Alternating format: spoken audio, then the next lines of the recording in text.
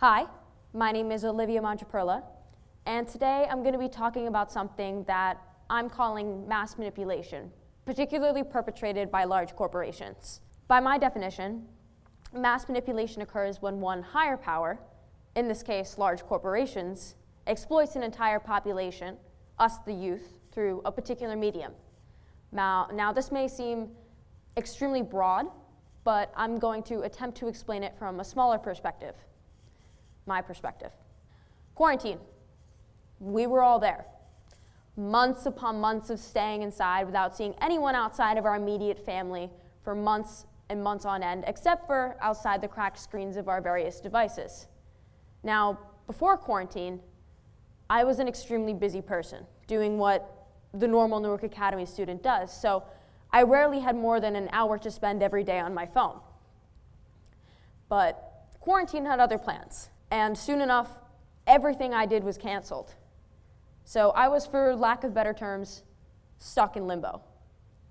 So I did what anyone my age would do, and I turned to something I knew, my phone. And soon that little bar graph that showed me how long I was spending on my phone every day was reaching 3, 4, 5 hours a day. It turns out I wasn't alone. According to Vox News, at the end of 2019, the average American spent 3.5 hours looking at their cell phone every day, and an average of 10 hours looking at screens. And that includes things like TVs, computer screens, iPods, if you still look at that sort of thing. Now, let's look at March 2020, just 2 months later. That's 4.5 hours spent on the phone every day, and an average of 13 hours looking at screens every day. So what does me being on my phone a whole ton have to do with businesses like I previously mentioned? And to that I pose another question. What was everyone doing during quarantine? Were you seeing any flyers? Were you looking at billboards? Were you looking at real estate agents' faces on big benches? The answer is no, because you weren't leaving your house. So businesses did what businesses do best, and they adapted. According to Tech.co, businesses on average increased their social media budgets by 10%. And 76% of small business owners surveyed by Tech.co say that they have upskilled in areas regarding social media advertising. And nearly half of marketers have invested in new marketing technology. Additionally, 7 out of every 10 of the CMOs surveyed have said that they have started encouraging their employees to become active on social media in promoting their product. And so what does this have to do with us? Why do we care? So next I bring up a popular example, Instagram. 95 million photos are posted on Instagram daily. So this can't come to a surprise to many of us as we experience it every day. However, we don't fully comprehend what we're seeing. Of those 95 million photos posted, 25 million accounts on Instagram are considered businesses, as opposed to the 15 million just 3 years ago. Additionally, of those 25 million, 2 million are monthly advertisers, meaning that they pay Instagram huge sums of money to appear in our feed once or twice a day, a week, a month, etc.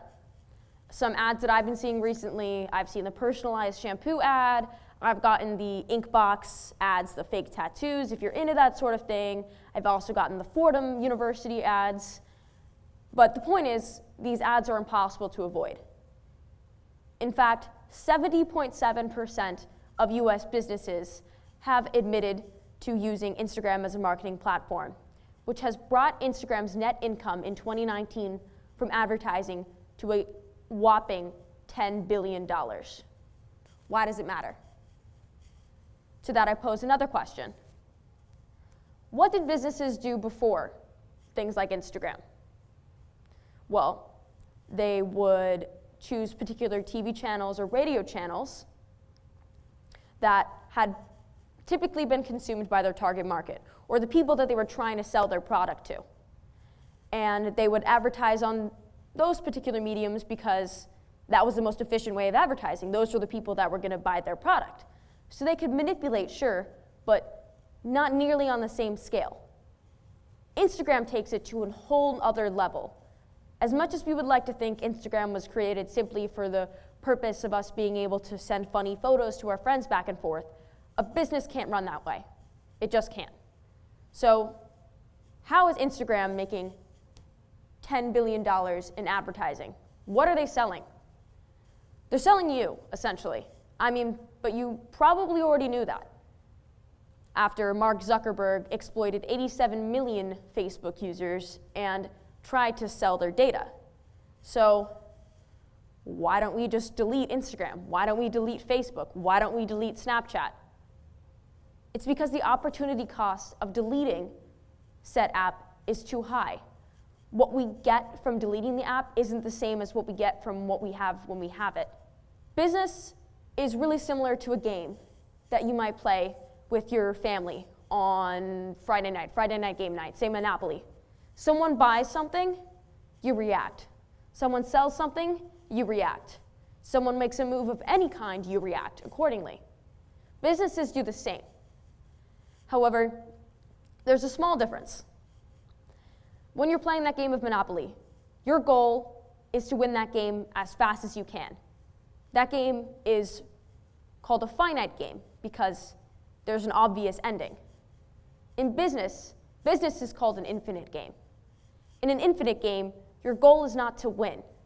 Your goal is to stay in the game as long as possible. Your goal is longevity. Your goal is to not have to drop out, declare bankruptcy, sell your business, etc. So, businesses adapt. Businesses have to become more efficient in order to survive in today's current competitive market. So, essentially, in order to keep up, businesses are using platforms like Instagram to manipulate our thoughts, actions, and ways of life by knowing exactly what to show us based on the data that they've been sold. So now, I'm going to tell you my story. I'm sure you guys have all heard of makeup mogul and reality TV star Kylie Jenner. When I was in 8th grade, I had decided I hated makeup and I was never going to wear it. However, after downloading Instagram for the first time, I was launched into this world of beautification where Kylie Jenner held the crown. And all of a sudden, once I was seeing these videos, these ads for Sephora and Huda Beauty popped up on my feed. And soon enough, I'd taken my first trip to Sephora and scoured the depths of Kylie's website. And from my exploits, I learned two things. The first being that my lips were really small, and the second being that the only way I could fix it was through buying all these lip products. Essentially what Instagram did was they took what they knew were my insecurities from knowing what I was watching, and they knew exactly what to advertise to me to know that I would buy it. However, businesses can't only depend on that to get their products sold. There's another reason why that they pay Instagram big bucks to appear in our feed. The second reason is referred to as the Baader-Meinhof phenomenon. According to the Baader-Meinhof phenomenon, the more you look at something through one medium, the more you're going to see it everywhere else. So the more you're seeing that lip gloss on your phone in ads, the more you're going to start seeing it outside of your phone. You're going to start seeing it in coffee shops, malls, hanging out with your friends, hair salons. It's going to be everywhere, and everyone's going to have that product except for you. And this combination of exploiting your insecurities by using your data and constantly bombarding you with the same product gets you to the counter. That's what gets you to buy the product. Another app that a lot of my peers use is Snapchat. Snapchat's a primarily interpersonal app. So I send you a Snapchat, you send one back to me. However, if you have a decent Snapchat following, you spend way too much time every day tapping through Snapchat stories. And sometimes in between those Snapchat stories are little ads, right? Because like Instagram, Snapchat is a free app. And the only way that they can garner revenue is through essentially renting out theoretical space to various businesses to advertise. And so here comes TikTok. I think in 2018 was the first time I ever saw an ad for TikTok. I was tapping through Snapchat stories, as I usually did, and I saw this ad for this obscure new app, this new video sharing app. And I thought it was intriguing, sure, but I had no idea that it was gonna all of a sudden permeate my everyday existence. In fact, in October 2019, TikTok was downloaded 614 million times, and by February 2020, reached 1 billion users, and is currently the 9th most used social media app, only following long-standing apps like Instagram, Snapchat, and Twitter. And on top of that, the company has received allegations of using your information for their own purposes. And we just keep downloading it in chunks of millions. So, why is that? That's because TikTok has found the perfect solution to the infinite game. Advertise at the most impressionable level, the youth, and exploit their impressionability by constantly bombarding their daily lives with advertisements. That Beider-Meinhof phenomenon that I was talking about before. Sinan Aran is a student, or was a student, at MIT based in Cambridge. And he decided to test how easily public opinion is actually swayed. So he put together a group of his peers and decided to partner with a popular news source in England for roughly 5 months. And what he did was he gave subscribers the ability to leave comments on various news posts. And he also gave other people the ability to give those comments a thumbs up or a thumbs down, essentially giving positive or negative reviews on various comments. However, there's a catch. Sinan and his team would leave fake positive reviews and see how that affected how other people gave their positive reviews. Those comments that had gotten those fake positive reviews were 32% more likely to receive positive votes. So, essentially, one fake person said something was good, said something was correct, said something was innovative, said something was smart, and all of a sudden everyone else thought that too. All it took was one random person, one random positive vote, for everyone else to start positive voting it as well. This is called the Dunning-Kruger effect. According to the Dunning-Kruger effect, when someone tells you something is good, you're going into that something believing that it's good, believing that it's smart, believing that it's innovative, believing whatever that person told you.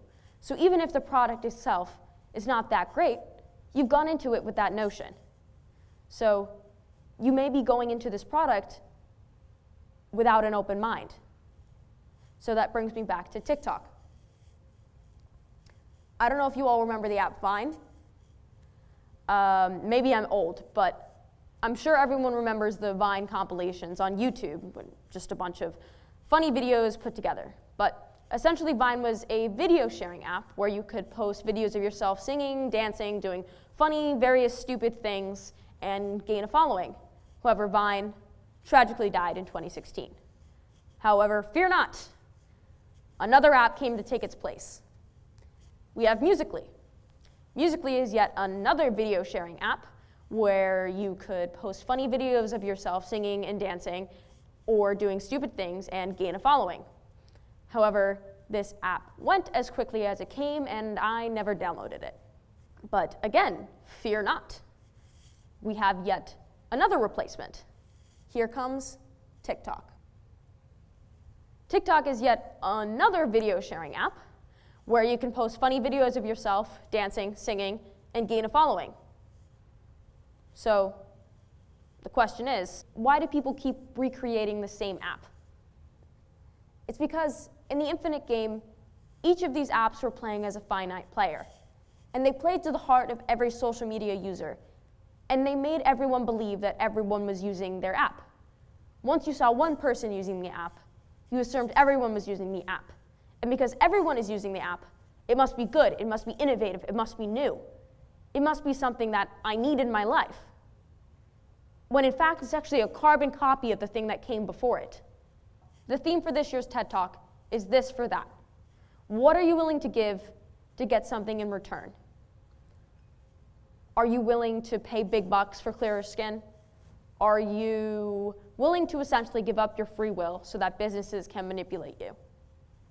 I'm not going to stand here and try and tell you to delete all your apps, because I would be an incredible hypocrite if I did that. However, in order to be shrewd internet users, you have to know what businesses are out there trying to do. Because, as you can see, they're pretty successful at it. Just keep in mind that 9 out of those 10 ads that are given to you on Instagram won't end up actually changing your life. Thank you.